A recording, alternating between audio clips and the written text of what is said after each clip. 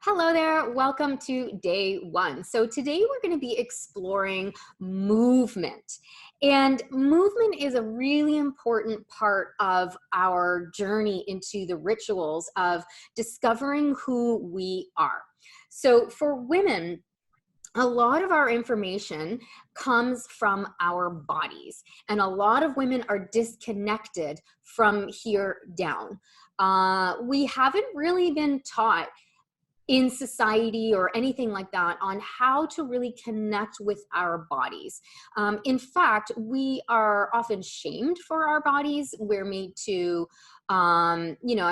just look at the dieting industry alone. Like it's just constantly telling us what we should do, how we should look, all of that kind of stuff. Celebrities, models, everything. I remember for me growing up, Barbie was the body that I thought I should have. Barbie was who I thought I should be like. And actually, it was a recent discovery of mine where I realized, like, wow, as an adult, I didn't even realize I was doing this. But I had this aversion to tall blondes and I didn't know where it came from. And then one day, when I say aversion, I mean, like I felt like I was always losing out to tall blondes, and I'm a very petite brunette. So the tall blondes always got, the best guys. The tall blondes always got the attention. The tall blondes this, the tall blondes that. I was like, where does this story come from? This is so bizarre. And in my meditation and in my practices, it came to me, oh my gosh, Barbie. Like how insane. And I know this is true for many, many, many women. I remembered as a little girl looking at Barbie and being like, oh, she has all these things and she's tall and she's blonde and blah, blah, blah. And I don't look anything like her. So I'll probably never have the Barbie dream house and the Barbie this and the Barbie that. So we have a lot in mainstream media telling us women how we're supposed to look, right?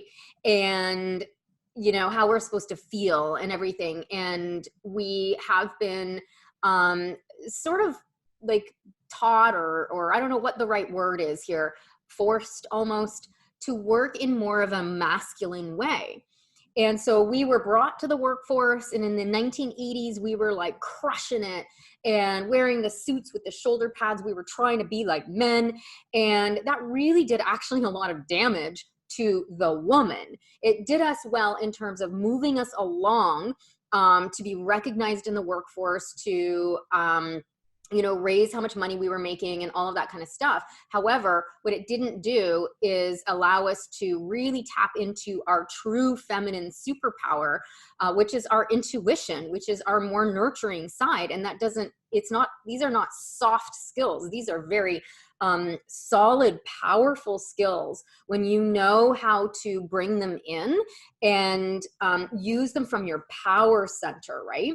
And so, for example, nurturing from your power center is very different than nurturing from that need to please, right? That need to fix. Those are all external, unhealthy versions of the feminine, whereas nurturing from that more deeper intuitive space, that more feminine space, something that's more powerful, shows up very, very differently and gains more attention and more respect in the marketplace. Okay. It's just a lot of people are not used to operating in this way and being in this way. And part of my mission here is to help women evolve more into their feminine goddess power so that they can really feel what this feels like in their body, and harness this very natural power that we have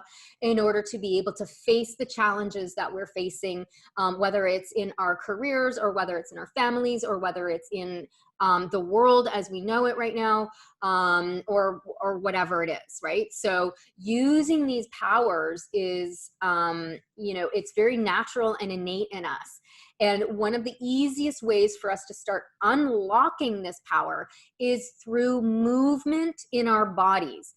And so movement for me isn't about, you know, let's get on the treadmill and run. Let's do something that is like high intensity. Let's do a boot camp or an Ironman or something like that. All of those things are totally fine. However, that's not the point of movement. A lot of those things are actually very masculine activities that involve competition, comparison, structure, all of that kind of stuff, which is great. However, when we're trying to get you out of that state, which can cause a lot of chaos, a lot of doubt, a lot of overthinking, a lot of stress, a lot of overwhelm in your head, when you're in that comparison, when you're in that, oh my God, I have to like make sure that I'm, you know, like it's very stress inducing as opposed to something that is feeling more nourishing and more relaxing and more flow. And so this is just balancing out the masculine and the feminine within you.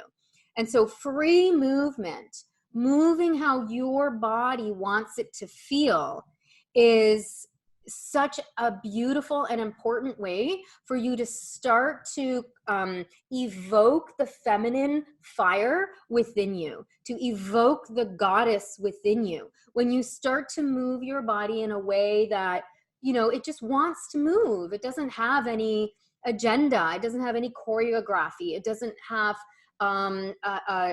this step and then this step and then this step. That is the feminine. And it is very uncomfortable for a lot of women who are not familiar to this space, because we are so used to having, you know, step 1, step 2, step 3, step 4. And I remember when I first started to, you know, come into this work, I was very much in my masculine type A, you know, hyper productive woman. And this felt very, very uncomfortable. So if you feel uncomfortable, if you're just like, what the hell is she talking about? I don't get it. Cool. That is exactly right, because this is something new. If you've already been doing this work and you're already open to it, you've already started to discover the feminine goddess energy. You've started to play with your intuition more. You maybe you are having little dance parties. I know a lot of women now have been awakening to this over the last couple of years. So chances are you might already be at that place of being awakened to this. So this is an opportunity for you to take it to the next level for yourself, to really open yourself up even more.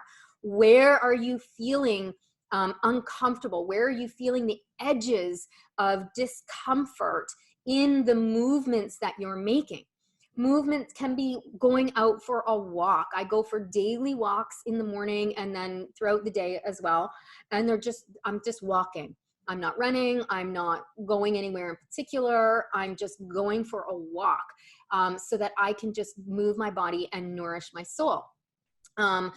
Right now there's coronavirus, so there's not a lot of classes I can do, but I do, like out there, I would normally do yoga. Now everything is online. So I've been doing more dance classes, more goddess flow classes, 5 rhythms, ecstatic dance, things like that.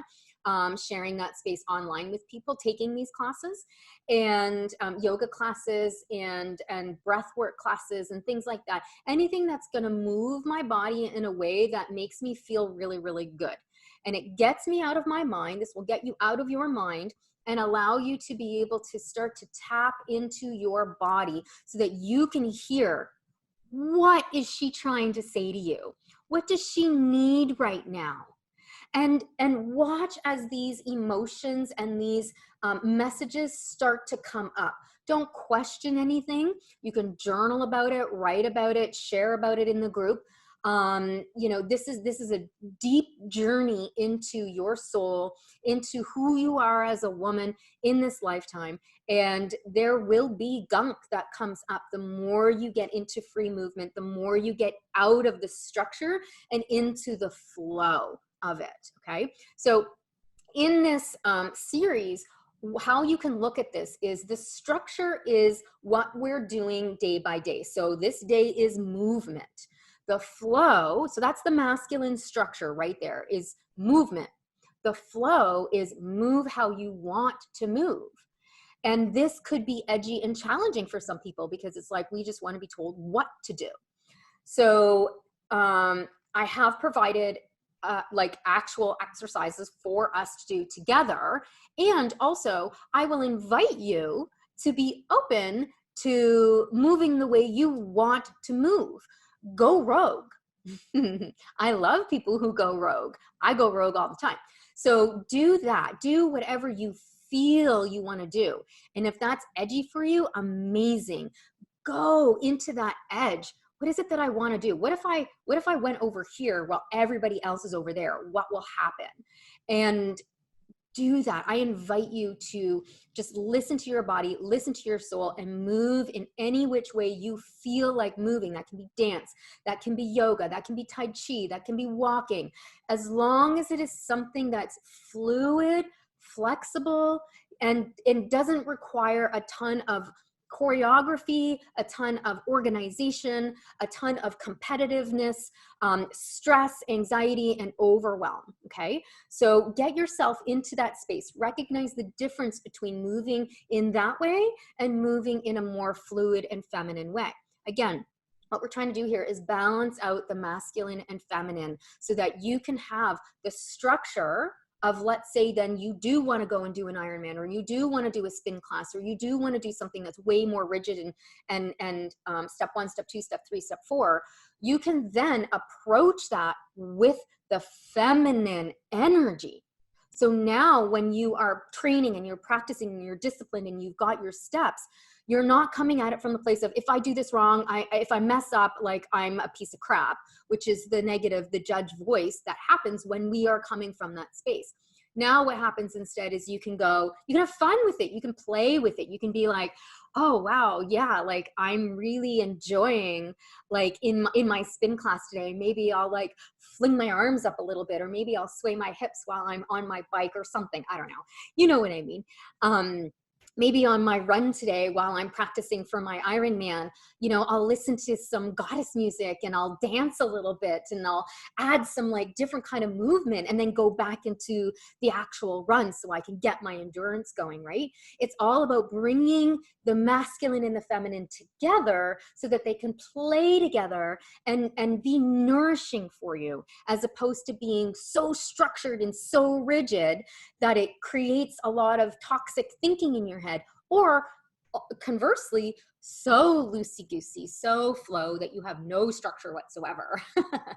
So this is the invitation for you to combine in that masculine feminine, to move your body the way you want it to move, and to remember to have fun, and remember to call in your own inner voice, your own inner intuition. Let whatever wants to come up, so it can be seen, so it can be loved, so it can be heard, because this is the voice of your shadow, and we're going to be talking about that later. This is the voice of your soul. This is what needs to be seen, and this is what can create a lot of the sabotages in your life, okay? So this is all with a purpose here.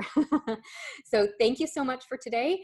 I will see you in the group, and enjoy the practices that I have given to you to accompany today's video.